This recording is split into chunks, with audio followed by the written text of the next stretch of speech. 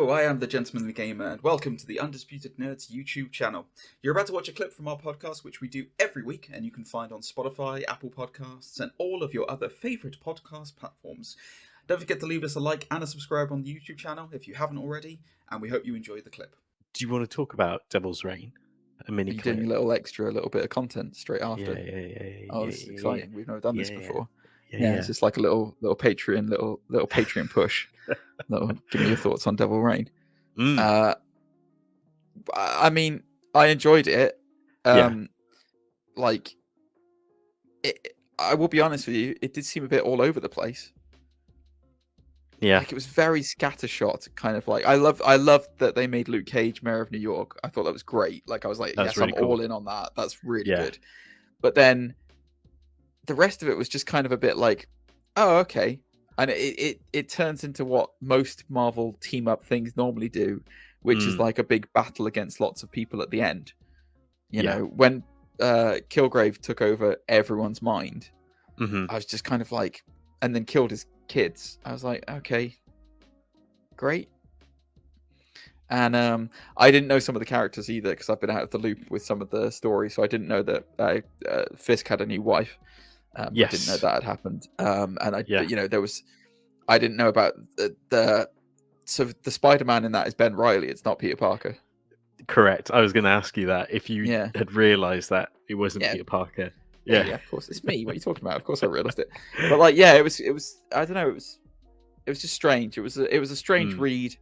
I literally read it on the domestic flight. From Detroit to New York, because I was just like, okay, I'll get it done, get it read. I wanted to read the 2099 book, but I ran out of time completely on the way back. I didn't get the chance to, and then I was watching. I didn't talk about my in-flight movies, Zane. I didn't talk about what movies I watched. I didn't watch anything new. But Devil's Reign was fine. It wasn't anything to write home about necessarily. I'm genuinely excited to read the Battle for Earth 3 and the Spider-Man 2099 stuff. I really want to read as well. I guess it's the one where Miguel O'Hara's been knocked out of time and he's in present day and he's got a different suit. It's that version of Spider-Man 2099. So I'm excited to read that. Devil's Reign was weird because it started off really cool. I thought, like Kingpin knowing that he knew who Matt Murdock was. And it's in the back of his head.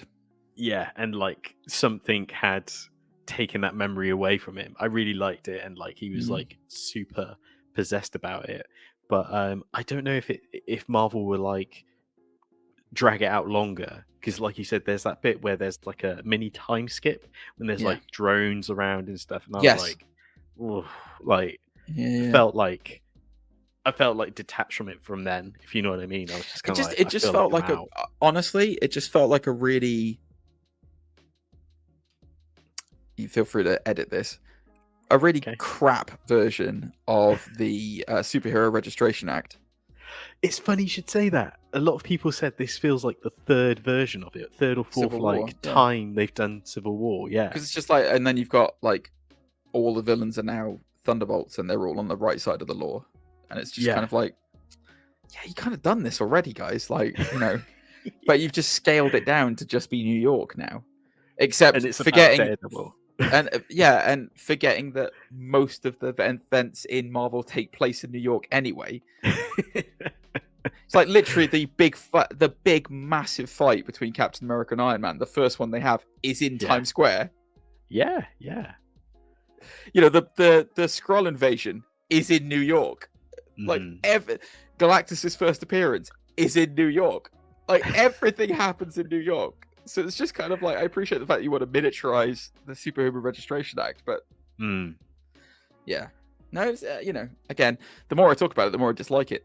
Some of it was really good, like Murdoch's emotional investment and stuff. Again, because I haven't read Daredevil for a while, I didn't realize he had a twin brother, so that threw me off as well. And I was like, okay, cool. So then when his twin brother gets murdered, and then Matt loses it. I completely, it's all very like, I think the reason why I didn't like it the most was that they tried to make a really good character journey for Fisk, around a bunch of circumstantial story points. I see. So like there was just it was like, oh, this is Wilson Fisk and we're focusing on him for once. And the fact that he's not the kingpin of crime anymore. He's now the mayor of New York, but he's still a bit bad.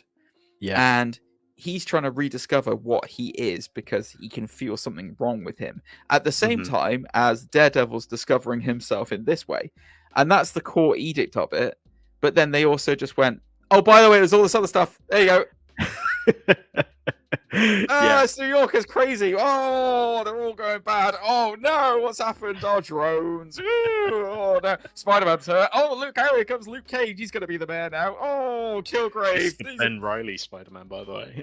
yeah, exactly. Oh, teaming up with Miles. He's chopped off his thumb and now he can control minds. Oh. I don't know. It's like it was John Romita Jr., wasn't it? I thought it was Mark Cicchetto. No, it was Chip Zdarsky.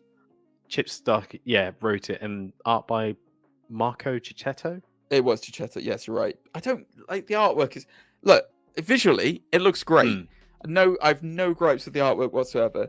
Zdarsky, though, I've got a big problem with the way that you've written this. Like, it is you've really you've let me down, son. You've let me right down, and we know what happens when you let us down, as judged by Danny Elfman. So seriously, sort yourself out. No dinner tonight, Danny.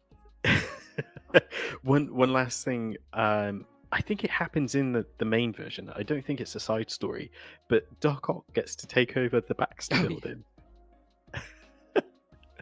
Oh yeah, he does, and then gets variants of himself. I forgot about that bit. Hulk with 8 arms. Hulk Ock.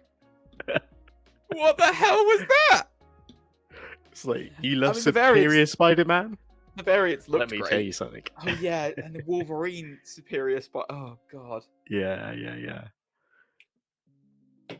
They looked cool, but again, it's the same reason why I hated having Ironheart in Black Panther Wakanda Forever. Don't just throw that in there. That's an interesting idea that's just going to get lost in the background of all this other stuff that's going on. It got its own spin-off. That's why. Right. It's kind of like, did you like this? Well, guess what? Over here. Okay, good. I did like that, so I'm going to have to look for that now and find it, because that's cool. All right. Oh, man. Do you know what the name of the spin-off was? I think it was called, like, the Superior... Oh, what was it called? I'll type in Superior Doc Ock and see what comes up.